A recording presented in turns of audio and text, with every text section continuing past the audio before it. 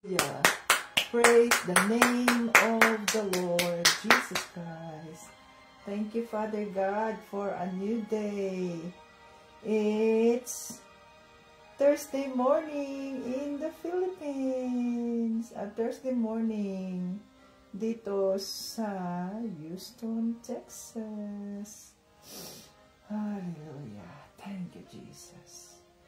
You are good at all times. We praise you, Father God. We love you, Lord.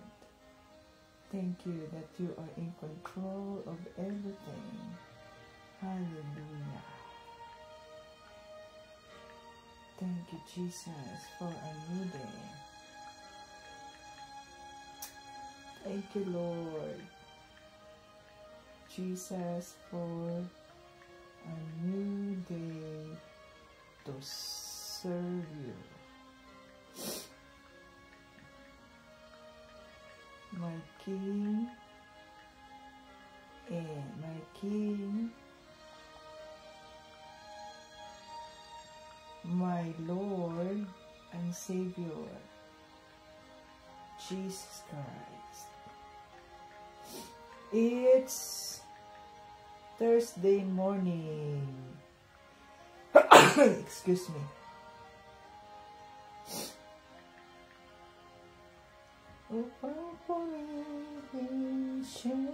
Welcome dito sa ating live. Salamat sa inyong paghihintay. Team Jesus.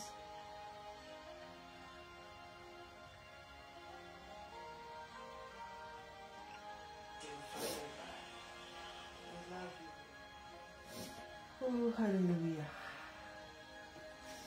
Yes, thank you, Jesus, sa iyong kabutihan. Welcome dito sa ating live. At tayo ay magpuri sa ating Panginoong Jesucristo. Sambahin natin ang Diyos sa Espiritu at sa katotohanan.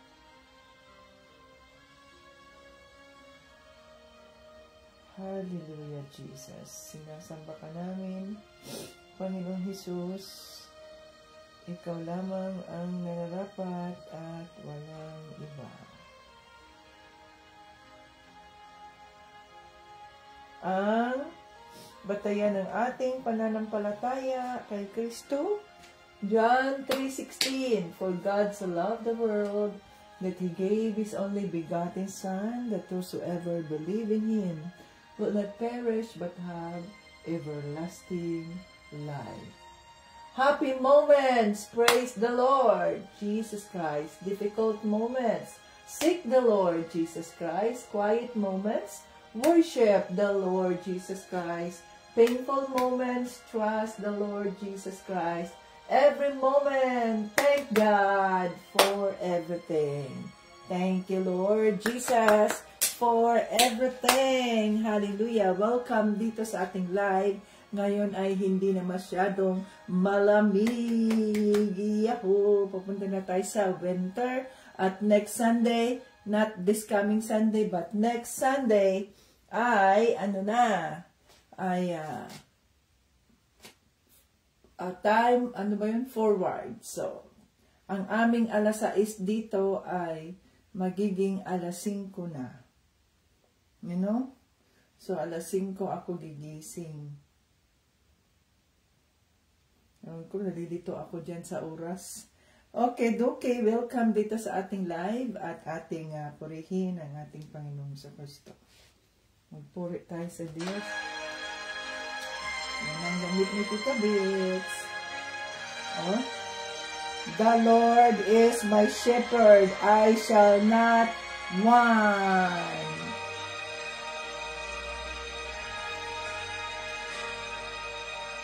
Pagising sa umaga, kay ganda, kay ganda, kay ganda ng mundong ginawa niya.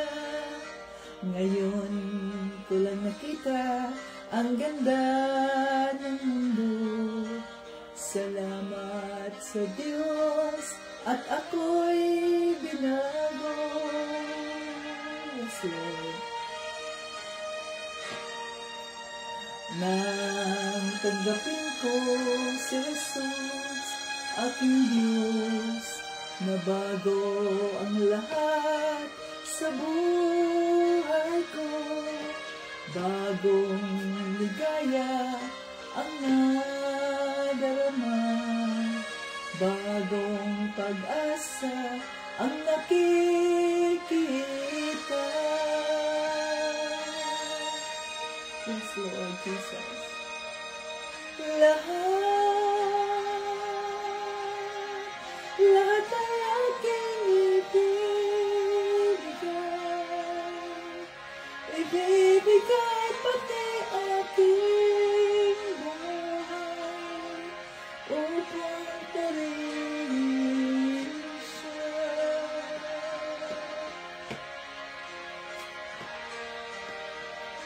Lahat ay aking ibibigay pati aking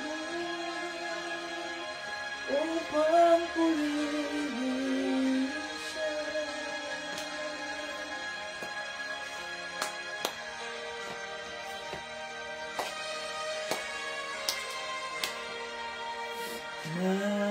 Nag-uumapaw ang aking saya, pagmamahal niya ang nadarama.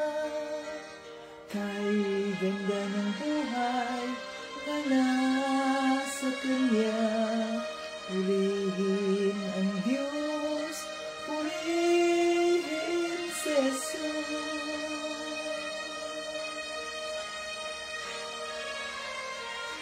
Lahat ay aking ibibigay pati aking buhay upang purihin siya.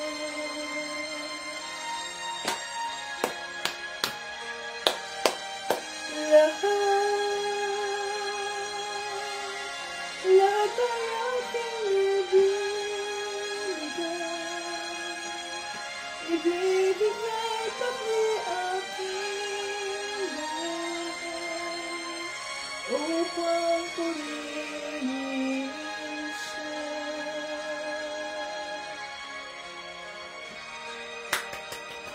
Hallelujah! Yes, Jesus! Ikaw ay aming purihin. Tinataas sa lahat ng sulok ng daigdig. Tinatayuan namin ang aming pananampalataya sa iyo, Panginoong Jesucristo, na kami ay mga Kristiyano, kami ay mga anak ng Diyos. Oh, hallelujah! Sinasamba ka namin sa Espiritu at sa katotohanan. Praise the name of the Lord Jesus Christ. Oh, hallelujah! Hallelujah! Hallelujah! Thank you, Jesus, sa iyong kabutihan. Thank you, Father God. Holy Spirit, thank you so much for guiding us in every step of the way, and the billions of angels na nag-iingat sa amin, billions of angels of the Lord na nag-iingat sa amin sa araw-araw, sa aming mga pamilya. Malayo mo kami sa kanila. Ikaw ang nandiyan, banal na Espiritu na gumagabay. Maraming salamat po. We welcome the Holy Spirit in our midst today. Come, Holy Spirit, I need you now. Ayan, sabayan ninyo ako ng pagkanta para sa Holy Spirit. I need your anointing, come in your power. I love you, Holy Spirit. You captivated my soul. And every day I learn to love you more. Come, Holy Spirit, I need you now. I need your anointing, come in your power. I love you, Holy Spirit. You captivated my soul. every day I learn to love you more. I'm reaching for your heart. You hold my life in your hands, drawing me closer to you. I feel your power renewed. Nothing compares to this place where I could see you face to face. I worship you in spirit and in truth. I'm reaching for your heart. You hold my life in your hands, drawing me closer to you. I feel your power renewed. Nothing compares to this place where I could see you face to face. I worship you in spirit and in truth. We worship you in spirit and in truth. Hallelujah, Lord Jesus. Sinasamba ka namin sa espiritu at sa katotohanan. We welcome your Holy Spirit in our midst today. Holy Spirit, maraming salamat po at ikaw ay nangusap sa amin kahapon. To God be all the glory and honor. Maraming salamat at binuksan mo ang aming mga isipan, ang aming mga puso upang maintindihan namin ang mensaheng nais mong iparating. Naway itong mensaheng na aming narinig ay di mawala, hindi nakawin ng demonyo, kundi ito'y aming maging gabayan, maging aming gabay habang nilalakaran namin ang aming pananampalataya kay Panginoon Jesucristo. Holy Spirit, sinasabi mo siya mga salita, 2 or 3 gathered in your name, you are in our midst. So kami naniniwala na nandito ka ngayon sa aming kalagitnaan. Alaman po ang aming mga nagawang kasalanan, linisin mo kami, at gawin mo kami karapat-dapat sa tulong ng kaawaan ng Diyos Ama. Itago mo po ang iyong lingkod sa krus ni Panginoon Jesucristo na hindi ako makikita, kundi ang kabutihan, ang kagalingan, ang kaawaan ng Diyos Ama. Oh, hallelujah. Maraming salamat po. Dinideklara namin na ang live na ito ay holy, sanctified by the blood of Jesus. Lahat ng ito ay aming binabalik, pinasasalamatan. Lahat ng papuri at parangal ay binabalik namin sa Diyos Ama sa pangalan ni Jesucristo at ng banal na Espiritu. Amen. Hallelujah. Praise the Lord. At ako ay muling nagising. Wibis na. Pagod ang katawan. But napakabuti ng Diyos at ginising niya ako ng maaga.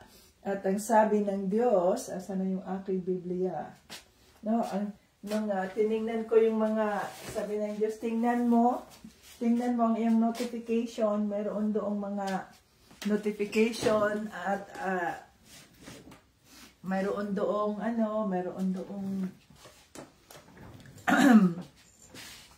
mga nagbibigay ng kanilang reflection, tingnan mo. Okay, Holy Spirit. Tapos pagtingin ko doon ay, kanina ba yun? Kailan yun?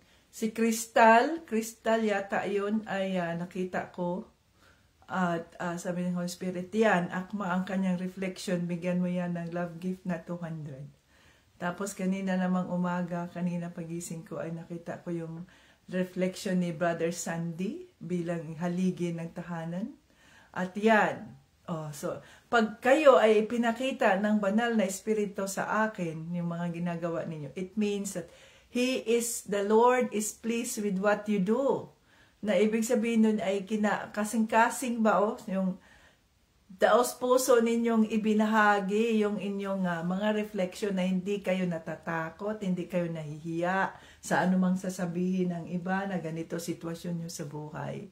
So yan nagagalak ang Holy Spirit niyan, kaya pinapabasa niya sa akin basahin mo itong So anong gagawin ko? Bigyan mo yan ng love gift. Okay, Holy Spirit. Tapos, yun naman may isa pa Sino ba yun? Si Abby. Congratulations, kay Crystal, kay Brother Sandy, kay Abby. Pinabasa ng Diyos, ito si Abby. akmang-akma yung mensahe, yung reflection ni Abby ba. Naging tiyak si Abby sa kanyang mga sinasabi. Ganon din si Krista, si Brother Sandy, sa sitwasyon nila. Inaakma ba nila yung salita ng Diyos, yung natutunan nila sa salita ng Diyos doon sa mga buhay nila? Huwag kayong maglagay ng reflection. Ikaw naman ang nakakaalam ng lahat sa sitwasyon ko. Bahala ka na sa ganyan, ganuto, ganyan. Anong general man yan pinagsasabi ninyo? Sabi nga, personal reflection na ibig sabihin nun, ano ang inyong natutunan doon sa inyong narinig sa Holy Spirit? Yon, anong sitwasyon ninyo na dapat pala, ganito, ganyan, ganyan. Huwag ninyong ipangkalahatan yung inyong mga reflection dyan dahil sa susunod. Pag ganyan pa rin ang ginagawa ninyo, invalid kayo, ibablock ko kayo dito sa ating live. Kahit doon sa kahit doon sa YouTube. At kahit na kayo ay mga Team Jesus members, pag ganyan pa rin ang gagawin ninyo ha, warning sa inyo dyan ha, warning. Pag ganyan pa rin ang gagawin ninyo at ipinakita, kasi may ipinakita ang Holy Spirit sa akin Sabi ko, Holy Spirit, mawa po kayo sa mga members na ito ng Team Jesus. I-warning lang natin, bigyan muna natin ng chance. Kasi pag nagalit ang Holy Spirit sa atin, na lagot tayo, hindi tayo mapapatawad ng Diyos Ama. Yun ang sinasabi Mapatawad pa ni Panginoong Jesucristo ang mga naglalapastangan sa Kanya. No? Pero hindi mapatawad ng Diyos Ama ang maglalapastangan sa banal na Espiritu. At kapag kayo ay nag-mention sa banal na Espiritu, huwag ninyong paglalaruan ang pangalan ng banal na Espiritu. Dapat ay banal yan holy yan. Kaya gawin ninyong big letters Holy Spirit. Kasi hindi yan basta-basta Spirit. Espiritu ng Diyos yan. Na? Pag ang Espiritu ng Diyos ang magagalit sa atin, na wala na tayo, lago tayo. Okay? So, gawin nating tiyak. Holy Spirit, patawarin mo po itong mga members ng Team Jesus na naging tamad, lazy, naging tamad, gusto na nagmamadali, ang bilis-bilis makalagay ng reflection. Yun pala, wala namang kwenta. Pag general, ano ibig sabihin? Hindi ko nga maintindihan yung sitwasyon mo sa buhay mo Kaya nga, personal reflection, dahil ayon sa natutunan mo sa salita ng Diyos, huwag ninyong gawing generalize yan sa susunod, sabi ng Holy Spirit, sa susunod, huwag mo nang lagyan ng bigyan ng mga love gift ang mga yan. Paano yun? Wala na tuloy tayong mga pagpapala. Gawin kasi nating tiyak. Ano ba ang sinasabi sa salita ng Diyos na iugnay mo sa sarili mo? Patawarin mo naman sila, Holy Spirit, at saka bigyan mo naman ng chance. No? Iugnay mo ba sa sarili mo ang reflection? Yun nga, reflection naisip mo, mali pala yung ginawa ko. Dapat pala ay ganito, Lord. Patawarin mo ako, Lord. Nagkamali ako. Tulungan mo ako na maituwid kung ano man yung pagkakamali ko. Tulungan mo kami, Lord, ng asawa ko, Lord, na mapagkasunduan namin, na yung tithing, Panginoon, yung tithing ay mahalaga sa amin. Ganon.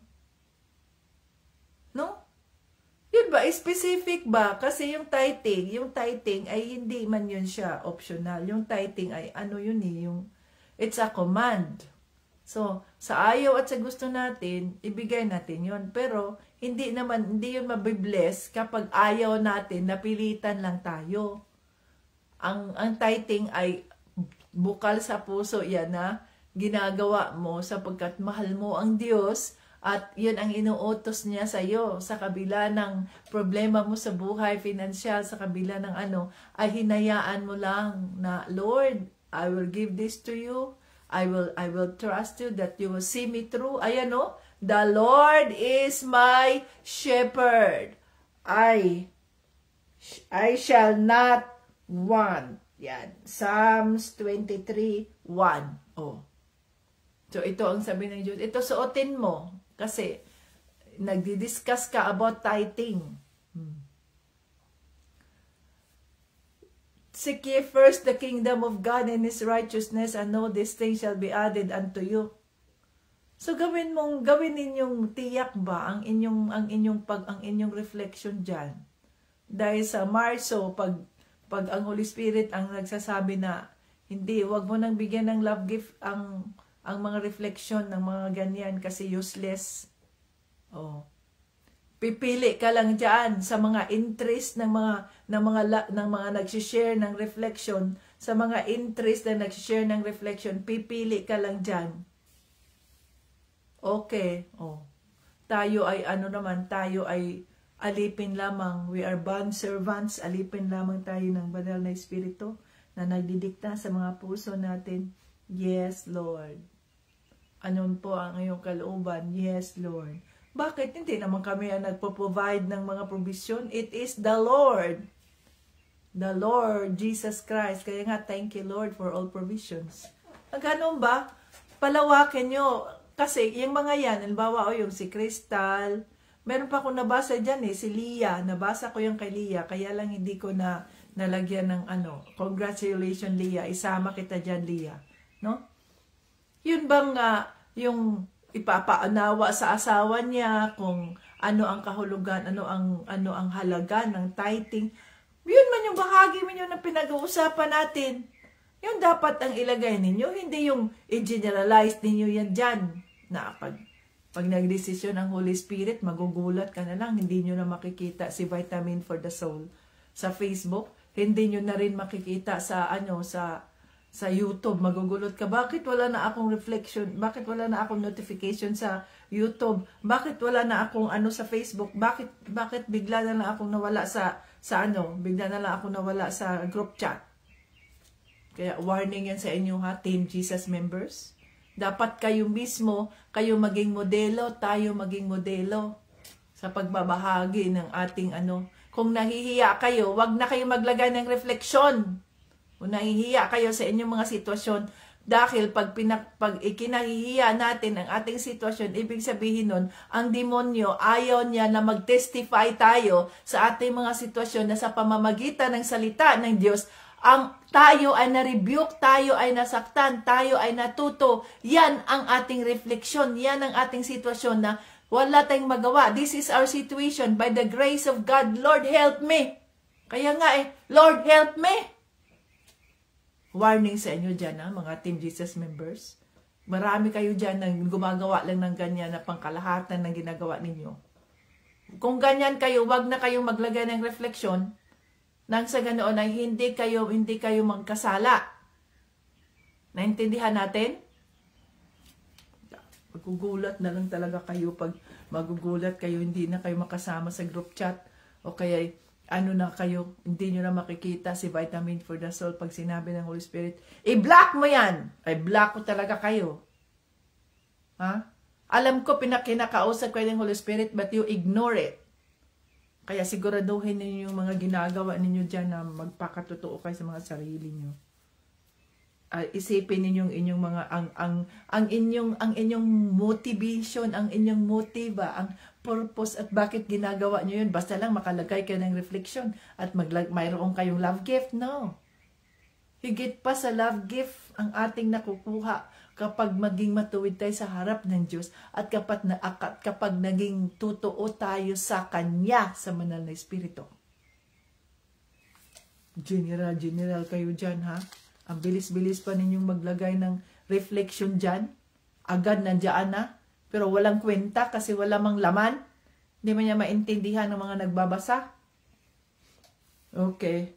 So dito tayo. Yun ay mga paalala lamang sa inyo, Dito tayo sa 1 Corinto. Ako, tandaan ninyo, hindi ako nagsasalita niyan. Ang Banal na Espiritu. At gumagabay na siyang nagsasabi sa akin, ay ganito, Holy Spirit, patawarin mo po ka.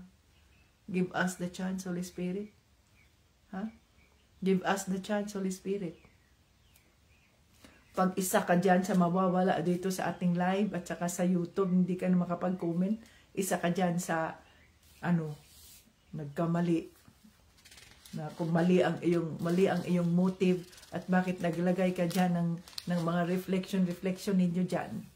Na hindi naman naiintindihan, nagpangkalahatan ang ganito, ganyan. Ano ibig mong sabihin dyan? Sarili mo niloloko mo. Huwag mo lokohin ang Diyos. Kasi, alam niya ang lahat ng sitwasyon natin sa buhay. Kung hindi ka maging mapagkatotoo sa Kanya, di ganun din mangyayari sa iba. Niloloko mo sarili mo, niloloko mo yung ibang tao, but hindi mo maluloko ang Diyos. Okay, so dito tayo. Dito tayo sa 1 Corinto, chapters 8 na tayo mga ka-Team Jesus. At ngayon ay 27. Malapit na matapos ang Pebrero, the Lord willing. Ayan, the Lord willing mga ka-Team Jesus, no? So dito tayo tungkol sa mga pagkain na inialay sa mga Diyos. Hala, mga pagkain na iniaalay sa mga Diyos. Ano kaya ang ibig sabihin nito mga ka-Team Jesus? Okay. So tingnan natin ang 1 Corinto chapter 8 verses 1. Tapusin natin to. Verses 1 to 12. 1 to 13. 1 Corinto verses 1 to 13. Yung ibang mga Team Jesus members dyan, hindi ko nakikita na naglalagay kayo dyan ng inyong mga Bible study, ha? Warning sa inyo dyan. Warning sa inyo yan dyan. Wala kayong mga Bible study na nakalagay. Hala kayo dyan. Ang Diyos na ang bahala sa inyo. Okay. So, basahin natin ito. Tungkol sa mga pagkain na iniaalay sa mga Diyos-Diyusan. Chapter 8, verse 1 to 13. Basahin natin.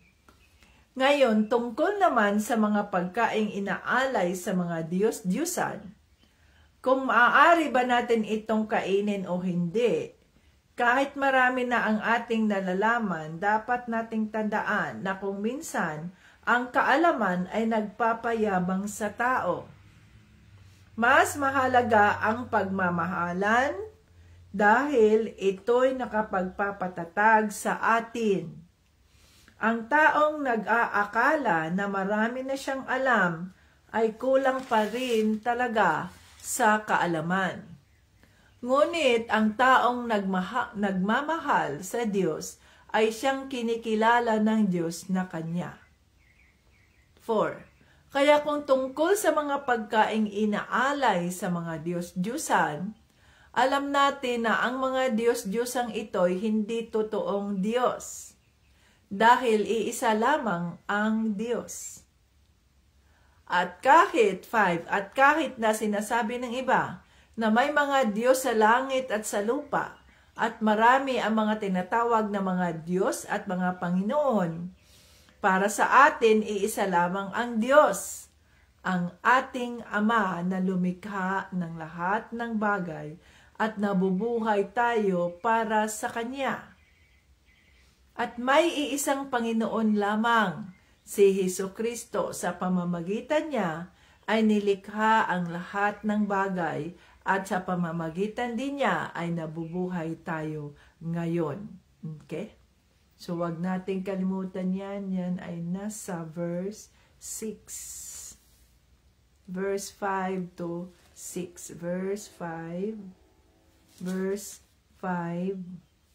to 6. Okay? 7. Ngunit may mga mananampalataya na hindi pa alam ang katotohanan ito. Ang iba sa kanila ay sumasamba noon sa mga Diyos-Diyusan, kaya hanggang ngayon kapag kumakain sila ng mga pagkaing iniaalay sa mga Diyos-Diyos, sa mga Diyos-Diyusan, naiisip nila na parang kasama na sila sa pagsamba sa mga Diyos-Diyusan. At dahil sa kakaunti pa lang ang kaalaman nila, nagkakasala sila sa kanilang konsensya. Kung sa bagay ang pagkain ay walang kinalaman sa ating kaugnayan sa Diyos. Walang mawawala sa ating kaugnayan sa Diyos kung hindi tayo kakain. At wala rin naman tayong mapapala kung kumain man tayo. Number 9, o verse 9. Kung kahit na malaya kayong kumain ng kahit ano, Mag-ingat kayo dahil baka iyan ang maging dahilan ng pagkakasala ng mga taong mahihina pa sa kanilang pananampalataya. Okay? Halimbawa, nasa 10. May kapatid kang hindi pa nakakaunawa sa katotohanan ito.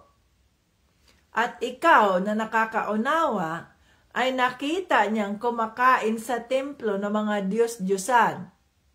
Hindi ba't mahihikayat din siyang kumain ng mga pagkaing inaalay sa mga Diyos-Diyosan kahit na para sa kanya ay isa itong kasalanan? Dahil sa iyong kaalaman, napapahamak ang iyong kapatid na mahina pa sa pananampalataya na kung tutuusin ay namatay din si Kristo para sa kanya. At sa ganitong paraan ay nagkasala ka na rin kay Kristo dahil nagkasala ka sa iyong kapatid na mahina pa ang pananampalataya sa pag-udyok mo sa kanya na gumawa ng bagay na labag sa kanyang kalooban. 11.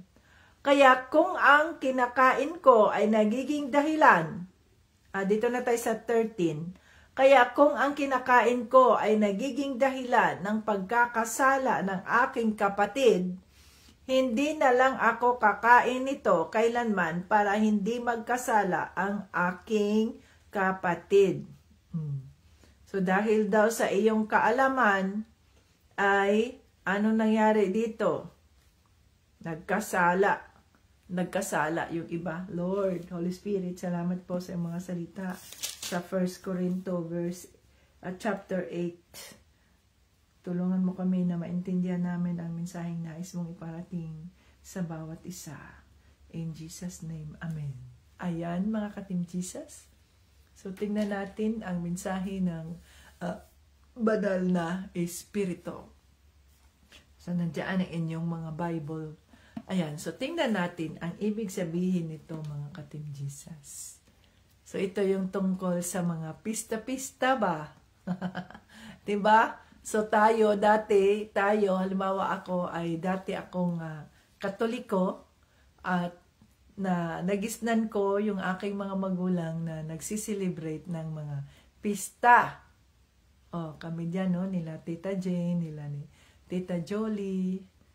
Yan. So, alam namin at naniniwala kami sa mga pista. Kaya, kung saang lugar kami, halimbawa, doon sa Duungan, dyan sa Duungan, doon sa Butuan, ang pista dyan ay parang September. Ewan ko anong santo yung nandyan, no?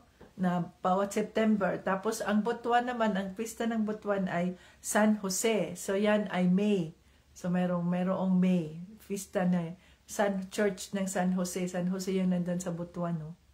Tapos doon sa Bohol, dahil kami ay taga Bohol, Pista Santa Cruz yan pagdating ng Mayo. So pag ang mga Bulanon, Mayo, May 1 pa yan, May 1, 2, 3, 4, 5, 6, 7 hanggang sa 30 talaga yan. 30. Nagdiyan ang maraming mga pista doon sa Bohol. Pagkatapos ng isang araw na pista doon sa baryo, ganyan. Kinabukasan, ang pista na naman ay nandoon. So, nung ako'y teenager pa lang na pumunta ko sa Bohol, nagbakasyon. Mula sa ngayong araw ay doon kami, nakikinig, nanonood kami ng mga kung ano palabas. No? Kasi hindi pa ako Kristiyano nung time na yun. So, hindi pa ako born again Christian. Katoliko ako. Tapos nung kinabukasan na naman yung mga pinsan namin, Ting, punta naman tayo doon sa Ting, may kaibigan ako doon sa namang sitio, sa namang baryo, kasi ang mga pista ay baryo-baryo ang mga pista. So punta, kahit diyan sa inyo siguro may ganun din. Kaya ganon ang ating buhay. Ang buhay ko, halimbawa, nung ako ay isang Katoliko pa. So maraming mga pista-pista. At yung mga pagkain na yun ay inaalay sa mga debulto, di ba? Sa mga santos, sa mga si San Jose, si San Lazaro, sino pa yung mga santos dyan. Dati yung nanay ko, na nandoon na sila, hindi pa siya born again Christian. Bawat taon ay nag-alaga ng baboy. para pagdating ng pista, wala pang, halimbawa, ngayon, o September, malayo-layo pa, kailan ilan? September, ano ngayon? February, March, April, May, June, July, August, September, o mayroon pang 6 months, bibili na yan ng maliit na ano, yung biik, bibili na yan, at yun ang kanyang aalagaan nga na bakit mo aalaga kahit na ang hirap-hirap ng buhay, huwag mo ibenta ang iyong baboy. Bakit? Kasi yun ay ialay namin yan sa pista. So yun ang mga sinasabing mga Diyos-Diyos, yung mga pista-pista na ginagawa ng mga Katoliko. So wala man yan dito sa Biblia kasi ang sinasabi sa salita ng Diyos ay sambahin natin ang Diyos sa Espiritu at sa katotohanan. Ang Diyos ay Espiritu, kaya sambahin natin siya sa Espiritu. Subalit, nung tayo ay wala pa kay Kristo o naging Kristiyano man tayo, pero hindi natin naintindihan ang ating relasyon kay Panginoong Kristo, mayroon tayong maraming mga Diyos-Diyos na ating sinasamba. At ang ginagawa natin ay kapag yung pista ni ganyan, sige, magdagkot na dito o punta tayo doon sa isang simbahan na yan at magdagkot ng kandila. Di ba? Kung may pista na naman sa isang ganyan, si nanay, pag may pista, dinadala kami, punta doon sa isang baryo na yan at magdagkot ng kandila. So, ganun nung nangyayari sa ating mga gulang, sa mga lolo't lola natin, nung hindi pa nila naintindihan ang totoong pakahulugan sa salita ng Diyos. Ngayon, anong sinasabi ni Pablo dito?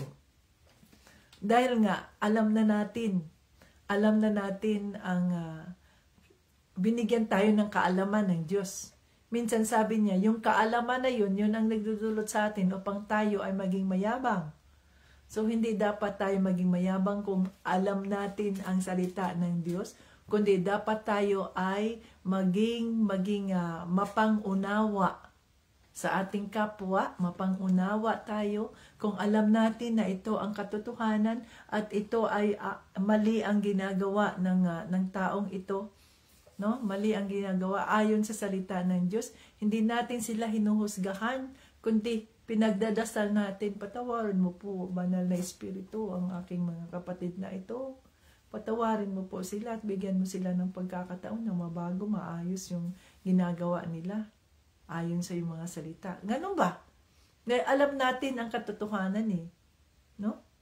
So, sa halip na hinuhusgahan natin yung mali kayo dyan, kundi unang-una ay pinagdadasal natin sila, Lord. Patawarin mo po sila, Lord. Maawa po kayo sa kanila, Diyos Ama. Katagpuin mo sila.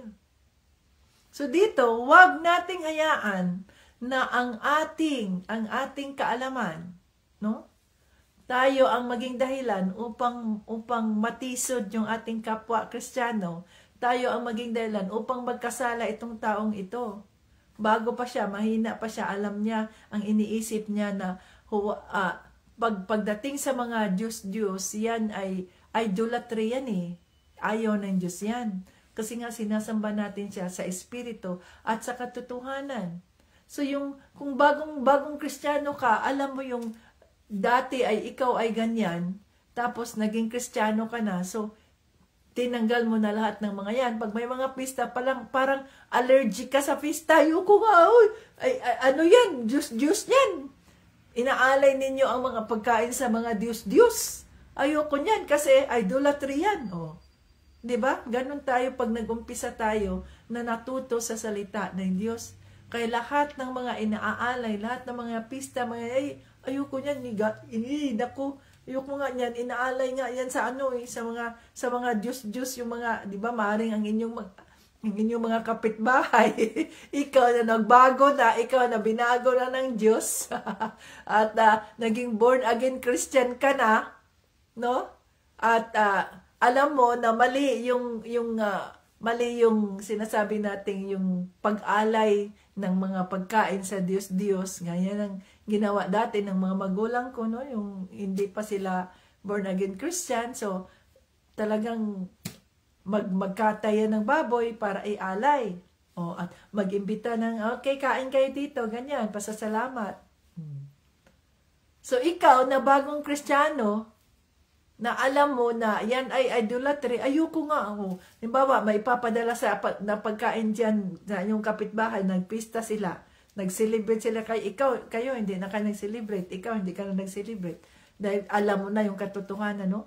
So sila nagpista, tapos binigyan kayo ng biko, spaghetti, apretada, ganyan-ganyan, kasi magkapitbahay kayo. Tapos, pagdating dun sa bahay, ikaw, na bagong Kristiyano, sabi mo, ayoko niyan.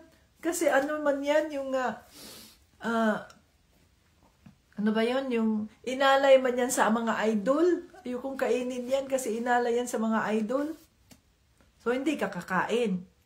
Which is understood. Kasi alam mo yung katotohanan eh. So, hindi ka kakain. Ngayon, ikaw na ganyan ang iyong pagkatuto, plus itong isa, halimbawa ako, sabihin natin, si Tita Bets, maalam na siya doon sa salita ng Diyos. Si Tita Bets ay matagal ng Kristiyano at alam niya yung ginagawa niya, ganyan, halimbawa. Tapos makita mo ako, na nandoon ako sa mga kaibigan ko, halimbawa si Sharon, nakita niya, sabi niya, ayokong kumain ng mga ganyan kasi nakukonsensya ako. Yun nasabi dito, nakukonsensya ako. Kasi, inaalay yan sa mga idol eh.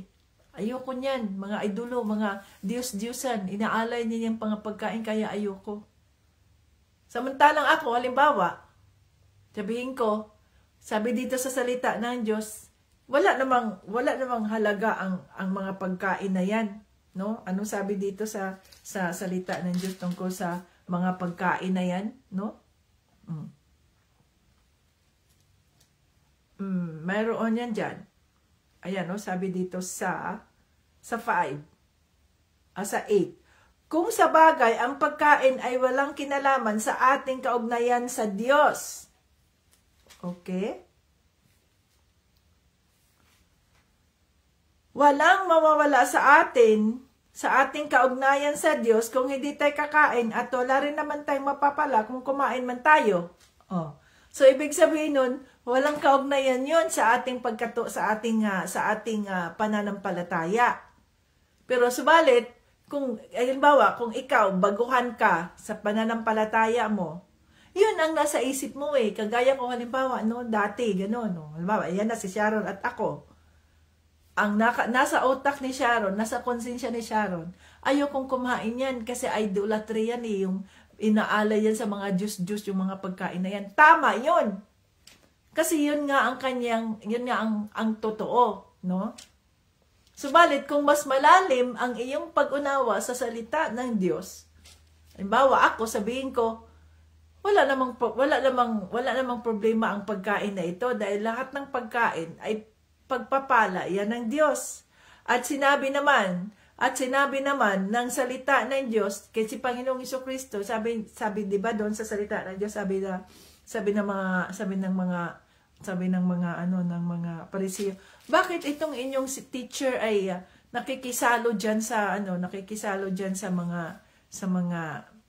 mga maruruming tao? Yan ba yung mga marurumi, yung mga tax collectors, mga gano'n, no? Kikisalo. Ba't hindi kayo naghuhugas ng inyong kamay bago kayo kumain? Ganyan. Yun ang naobserba ng mga Pariseo. Pero anong sabi ni Panginoong Jesucristo? Ang sabi niya, hindi ang mga pagkain na pumapasok sa bibig ng tao ang nagpaparumi sa kanya, kundi ang mga salitang lumalabas sa kanyang bibig, yun ang nagpaparumi sa kanya. So kung naintindihan mo yan at natutunan mo na yan, malawak na ang iyong pananampalataya, no? Ay sasabihin mo, pagkain ito, biyaya ito ng Diyos, kahit saan pa ito inaalay, pag pinagpipray ko yan na, Lord, ang pagkain na ito, maraming salamat sa pagkain na ito makakapagbigay sa amin ng kalusugan, ganito, ganyan. At tapos na, makain mo na yan. No? Pero halimbawa, para sa isang taong baguhan, o sabihin natin, yun pa ang kanyang pinaniniwalaan na yan ay kasama sa idolatry yan. Hindi ko dapat kainin yan dahil inala yan sa mga Diyos-Diyos. Kung halimbawa, makita ni Sharon yan na ako, ginagawa ko yan. Siyempre, sasabihin ni Sharon, ano ba to si Auntie Bita? Auntie Bita?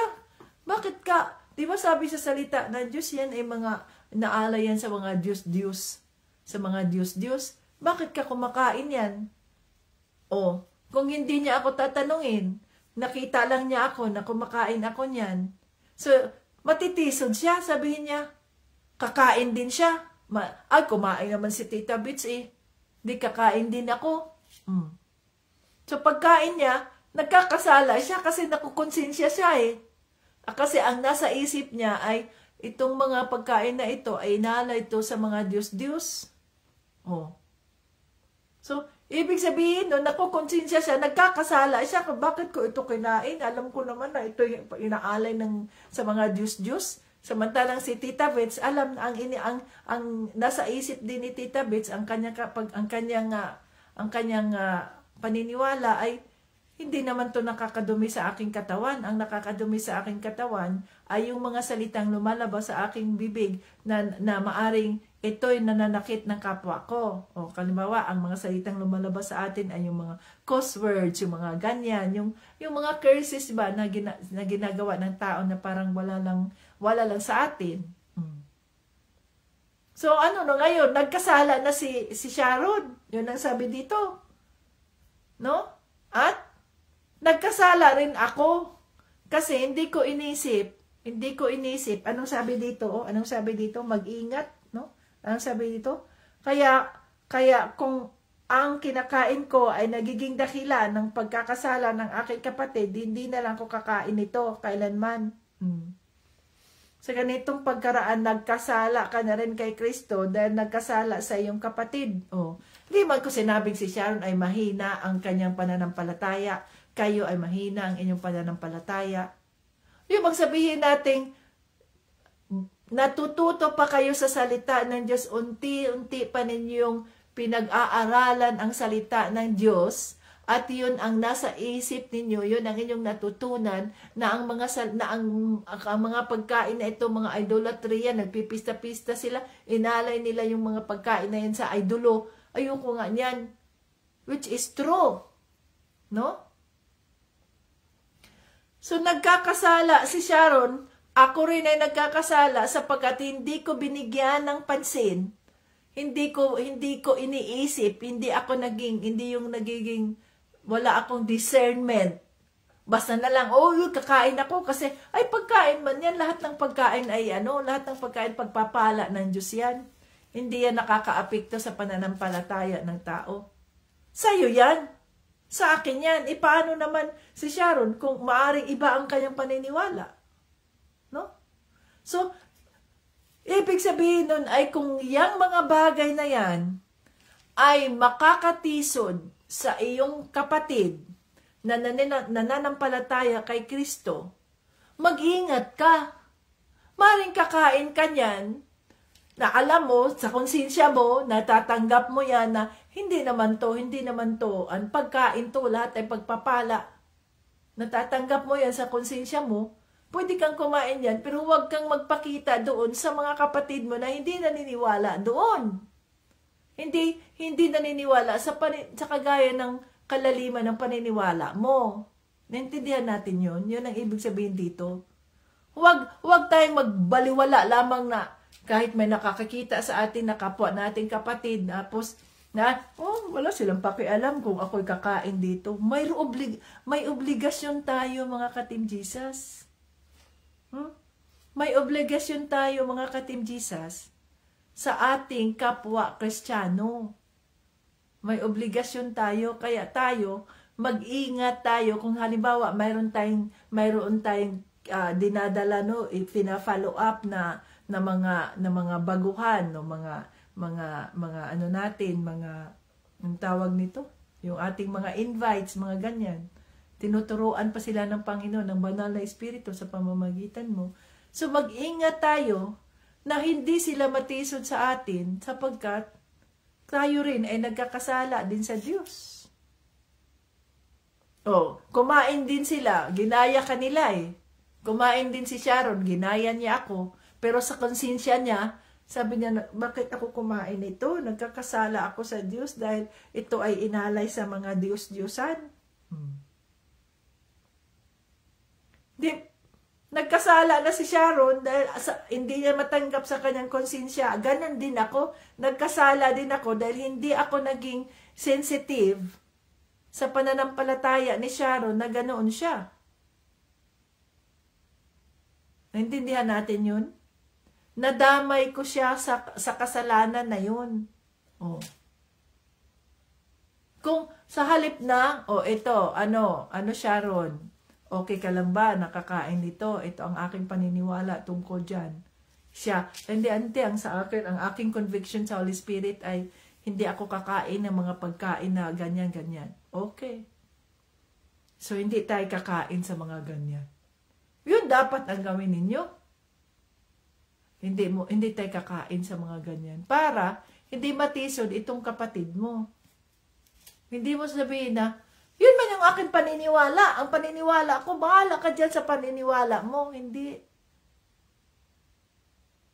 So, dapat, kung sa palagay mo, ikaw ay mas malawak na ang iyong pananampalataya kay Kristo, mas marami ka ng alam tungkol sa salita ng Diyos, the more na akayin natin, itong mga kapatiran natin na nag-uumpisa pa lang. Ang tinatawag natin sa kanila ay mga baby pa lang.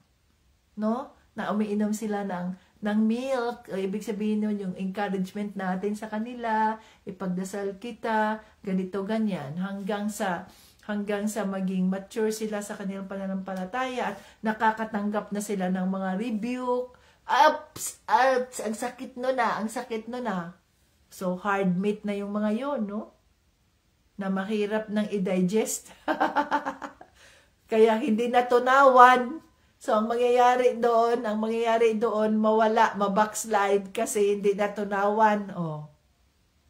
Nag-LBM, Lost Bowel Movement, ng mga Kristiyano dahil hindi matanggap ang mga rebuke.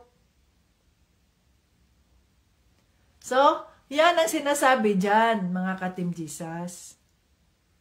Kapag mayroon kang mga kasama, itong uri ng pagsamba ay magdudulot sa isang Kristiyano, sa isang kapatid na magkasala siya ng dahil sa'yo, huwag mong gawin. Huwag mong gawin. Na makita kanila na gumaganon ka, na makita kanila na ganyan. Maring gawin mo yan kung hindi kanila nakikita o kung ang mga kasama mo rin ay ganon din ang kanilang pananampalataya, ganon din ang conviction ng Holy Spirit sa kanila. So, pareho kayo ng conviction ng Holy Spirit na sinasabi ng Holy Spirit, sinasabi naman sa salita ng Diyos na ni Panginoong Jesucristo na hindi ang pagkain ang nagpapadumi sa katawan ng tao, kundi ang mga salitang lumalabas sa kanyang bibig. Yung mga salita yung mga curse words, grabe yung mga salitang minsan ay nanonood kami ni Tito Bryant ng mga palabas dyan sa Netflix, mga Filipino movies, international movies na may mga English terms, mga English ang gamit nila. Pinapanood namin, ganyan. Pagpanood namin, ay, grabe ang cuss words. Grabe ang mga FU, mga ganyan. Mga kung ano-ano na, PU, PI, mga ganyan, no? Mga cuss words. Sinasabi ko kay Tito Brian, huwag tayong manood ng mga ganyang movies. Kasi masasayang ang ating oras at hindi tayo makapagpupuri sa Diyos. Mabuti pa, matulog na lang ako kung ganyan ang aking panunuorin. So yun ba, yung mga salita na mga ganyan na parang sa akala natin, para sa akala ng iba ay, yun na yung mga salita na okay lang. Expression lang naman yan. No, hindi yan expression. Ito'y nagpapadumi sa ating pagkatao. At kung tayo ay mga Kristiyano at nagsasalita pa rin tayo ng mga ganyan, at maririnig yan ng ibang mga Kristiyano na nag-uumpisa pa lang, matitisod sila sa atin. Mag-backslide sila. O, tingnan mo nga yung nagsasalita nga ng ganyan. Akala ko ba Kristiyano na yan? Akala ko ba sa harap ng Diyos mali yung mga cuss words? Yes. Kaya pigilan natin yung ating mga bibig sa mga ganyan. So, ang binibigyang pansin dito, mga ka-Team Jesus, no? Ang pagiging modelo natin sa iba bilang mga Kristiyano. Kahit sabihin mo hindi ba ako naniniwala niyan, wala man yan sa Word of God. Oh.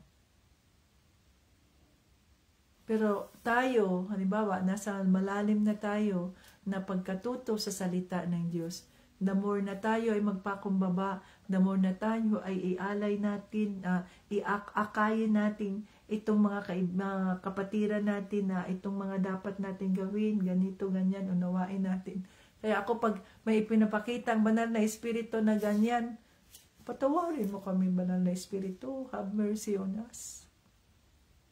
Patawarin mo itong mga kapatid ko, itong mga kasama namin, itong mga Team Jesus members, Lord, na hindi nila alam ang kanilang mga ginagawa. Holy Spirit, have mercy on us. Kasi tayo, alam na natin bilang mga Kristiyano, alam na natin ang dapat nating gawin. Subalit, naglakad pa tayo, we are on the process. We are not perfect. So may mga pagkakataon na mali, nagkakamali tayo. Pero hindi ibig sabihin na pag tayo nagkamali, wala na, hindi na tayo maging Kristiyano. We are still Christians. We are sealed by the blood of Jesus nung tinanggap natin si Panginoong Jesucristo. No? Nalalakaran natin ang ating pananampalataya sa Kanya. Pero hindi ibig sabihin na hindi tayo nagkakamali. Nagkakamali pa rin tayo. Kasi nga, we are still on the process. So, habang tayo ay buhay pa dito sa mundo, walang perpekto. Nagkakamali tayo. Kaya nga, ang Holy Spirit ay nagbibigay sa atin ng warning. Warning sa inyo dyan. Hala kayo. Kung sino kayo dyan, alam niyo hindi na kailangang isa-isahin kayo dyan. Basta pinapaalala sa inyo ng banal na Espiritu na hindi ganyan ang dapat nyong gawin. No? So, may warning. At yung mga gumagawa naman ng tama, yung naaugnay naman, naaakma naman ang kanilang mga ginagawa, ay ang sinasabi naman ng Holy Spirit, reward this person. I-reward mo yan, i-ganon mo yan. Yes, Holy Spirit. Oh. Kasi ako ay boses lang. Ako ay tagasunod lang. So kung may mga okasyon na ganyan na iniimbita kayo sa inyong mga kaibigan na sila naman ay itinuturing nila mga sarili nila na mga Kristiyano, subalit doon pa rin ginagawa pa rin nila yung mga offering na yan, hindi rin pwedeng dahil kayo ay mga born again Christian, ang lalim na ng inyong pananampalataya kay Kristo, ang lalim na ng pag-unawa nyo sa mga salita ng Diyos, hindi naman pwedeng sabihin nyo diretso dyan sa mga nag-imbita sa inyo, ay, ayoko niyan, idolatry yan, pag-o-offer yan ng mga pagkain dyan sa mga idol-idol ninyo, hindi ako kakain yan. Na para tayong mga nagmamayabang. Hindi natin pwedeng sabihin din yan doon sa mga nag-iimbita sa atin. Brad, sis, maraming salamat sa inyong pag-imbita sa akin, ha? Pasensya na kasi yun ang aking ang conviction sa akin ng Holy Spirit. Sa ngayon ay yun pa ang aking hanggang doon lang muna ako. Sa ngayon ay hindi mo na ako kumakain doon sa mga pagkain na ganyan. Pero nirerespeto ko kayo sa inyong pananampalataya. Ganon ang sabihin mo. O kaya, Holy Spirit, anong gagawin ko dito? Inimbita ako niyan, ayoko namang insultuhin sila. Pag sinabi ng Holy Spirit, sabihin mo ang totoo. Hindi magsabi ka ng totoo with the love of God. No? At halimbawa, ang kasama mo ay Kristiyano rin na nag-uumpisa pa lang, tapos sabihin mo, wow, salamat naman sa invitation. Di magugulat din yung kasama mong mini-ministeryo mo, no, na, bakit siya kakain ng mga pagkain na ito naman inalay sa mga Diyos. Ayoko, hindi ko kayang kainin itong mga pagkain na ito na inalay sa mga Diyos. Di nagkasala ka rin. Dahil hindi ka naging sensitive sa kanyang pananampalataya ba? Na yun ang itinuro sa salita ng Diyos na yung mga pagkain na yan. No, sambahin natin ng Diyos sa espiritu at sa katotohanan. Kaya wala tayong mga pista-pista, wala tayong mga pag-aalay-alay. So, ang kaalaman na mayroon tayo sa salita ng Diyos ay dapat na magamit natin upang tayo ay maging mas maunawain sa ating kapwa. No? Magamit natin upang mas lalo pa tayong maging mapagkumbaba at maunawain at maawa tayo sa ating mga kaibigan, sa ating mga kapamilya, na hanggang ngayon ay wala pa rin at hindi pa rin nila alam ang katotohanan. So, maawa tayo sa halip na tayo ay mainis, sa halip na tayo ay magalit, sa halip na tayo ay maging mayabang, ay maawa tayo sa kanila, maawa tayo. Bakit tayo maawa? Sapagkat di nila alam ang katotohanan eh. Kaya sinasabi natin, Lord, patawarin mo po ang aking kapatid na ito, have mercy. Hindi niya alam ang kanyang mga ginagawa, Lord, kaya patawarin mo sila. Sa halip na sabihin natin, parusahan mo yan sila, Lord, kasi mali yung kanilang mga ginagawa, parusahan mo yan sila. No? Anong pakialam ko kung ikaw ay hindi kakain, kakain ako dito. Hindi ganun dapat ang ating mga ugali kung tayo ay mas malawak na ang kaalaman natin sa salita ng Diyos. Dapat ay mas maunawaan natin ang kanilang pananampalataya. Iluhod natin sila sa Diyos. Panginoon, patawarin mo po ang aking pamilya na gumagawa ng ganyan.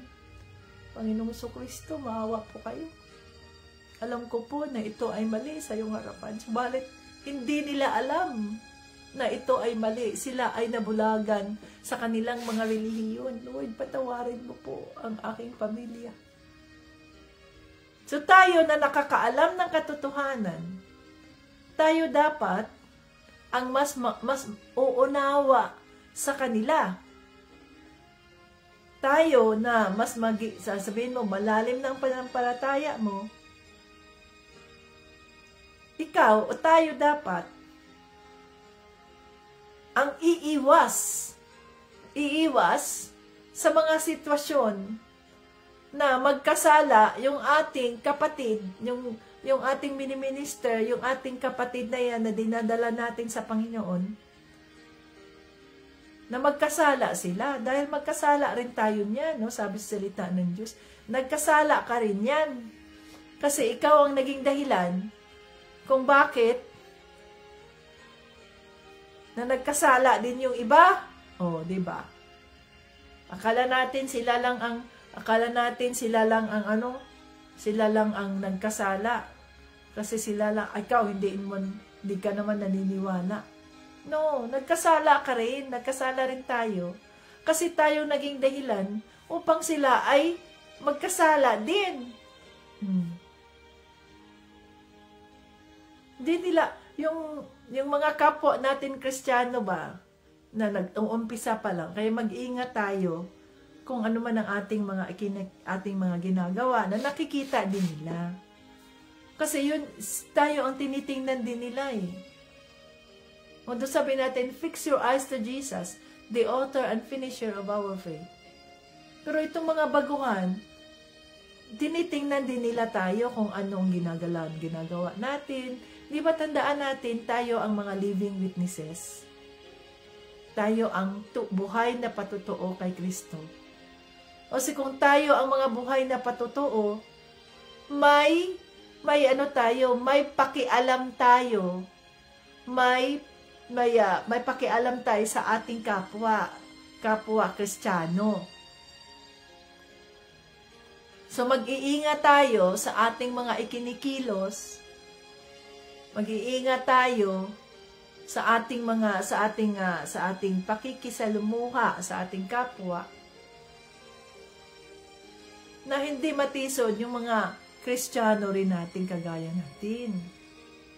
At kung itong mga pamilya natin, mga ganyan, hindi pa sila mga Kristiyano, di ipagdasal natin sila, nakatagpuin sila ng Diyos. No? Katagpuin sila ng Diyos. Nagamitin ka ng Diyos upang malaman nila ang katotohanan. Kaya nga, kung may mga ganoong mga sitwasyon sa buhay na hindi mo alam, nandoon ka sa crossroad, hindi mo alam, no? Anong gagawin mo? Ang i-compromise ang iyong pananampalataya. Nasabihin mo lang, okay, let's go. O kaya sabihin mo ang katotohanan. May mga pagkakataon na sinasabi ng Diyos, paano ka makapagministeryo sa kanila, paano ka maging buhay na patutuo, na ako ay puno ng kaawaan, na ang Diyos na iyong pinaniniwalaan ay puno ng pag-unawa, ay puno ng kaawaan. Kung ikaw mismo ay hindi mo maunawaan itong mga taong ito na nangangailangan ng aking kaawaan, ng aking pag-unawa, kung ikaw mismo na ikaw ay buhay na patutuo ko, ay hindi mo, no? Ay hindi mo maipakita sa kanila ang aking pag-unawa, ang aking kaawaan. At tayo pa ang maghuhusga, sa kanila. No? Meron kaming nurse na transgender, nurse na bakla, no? Pero ang mukha niya talagang babaeng-babae. Ang skin, very fine skin talaga siya. Ano? Tapos may mga malalaswa siyang nandoon siya kahapon, may mga malalaswa silang pinag-uusapan. Ganyan. Hindi ako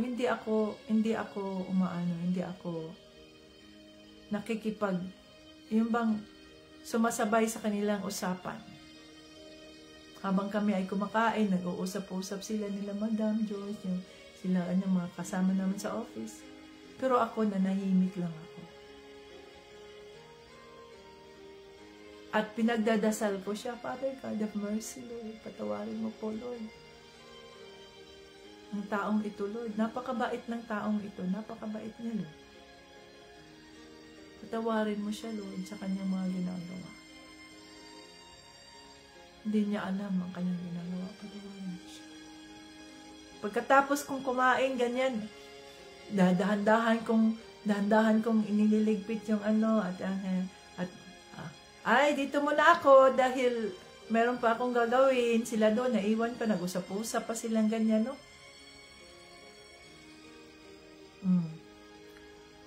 Pero pinagdasal ko siya at tinuloy ko na yung aking trabaho dahil marami aking trabaho sa opisina. Pero sila nagtatawanan pa sila kasi ganito, ganyan. May mga video pa siya ng mga sa mga lalaki, mga ganyan. Tinawag pa ako, Ate Vita, halika nga dito, ganyan, ganyan. Ako, busy ako dito sa office. Kasi separate yung cubicle ko, nasa labas ako eh. Sila doon sa kwarto. Ay, ganyan. Kung ano naman yan. Ito na. Uy, naku po. Jesus name. Oh, sabi ko na lang yun. Ano ba yan? Yun lang ang sabi ko.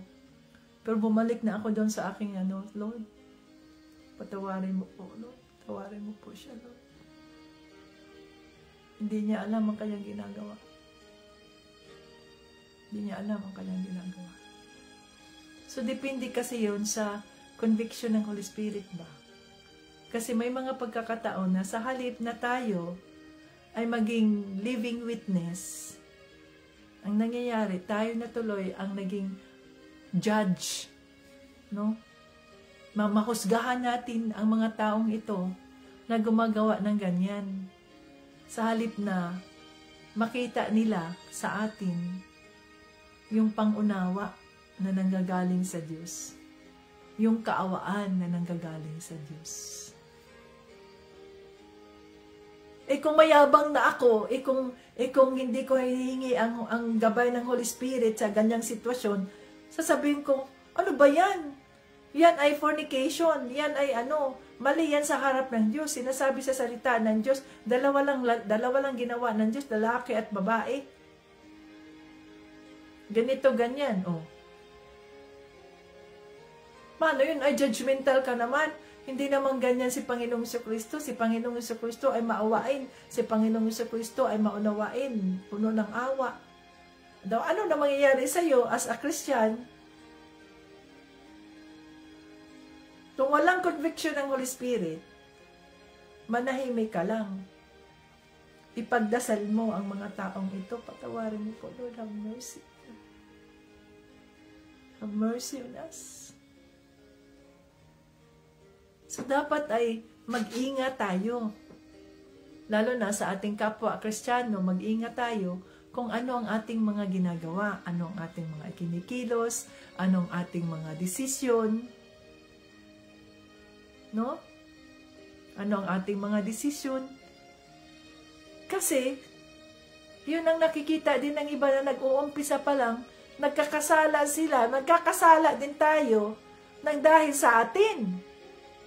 Sa ating mga desisyon, sa ating mga ikinikilos, no? Halimbawa tayo mga immature, ang ating mga emosyon, ang ating ipinaiiral, yung mga emosyon natin na ganito, ganyan. Hindi na, pag nakatisod tayo niya ng ating kapwa Kristiyano, akala na sila lang nagkamali, nagkasala. Tayo rin ang nagkasala dahil tayo ang naging dahilan dahil sila nagkasala. No? Palagi nating sundin, no? Ang conviction ng Holy Spirit. Huwag yung ating kaalaman sa salita ng Diyos, huwag yung ating kayabangan, huwag yung, ay, magaling ako, alam ko, Kristiyano ako, ganyan ako, no.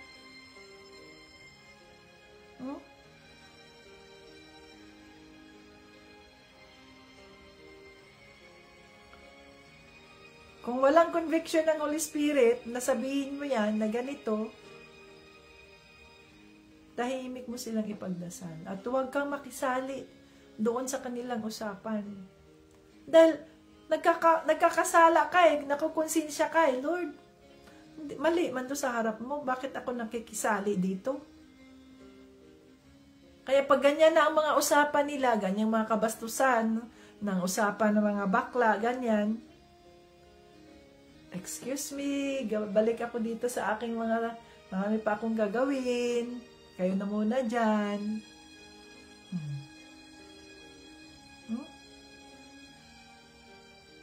Pero deep inside you, nang bumalik ako doon sa aking pwesto, meron ako doong 24/7 Christian Music Radio, di ba, ni Don Moine.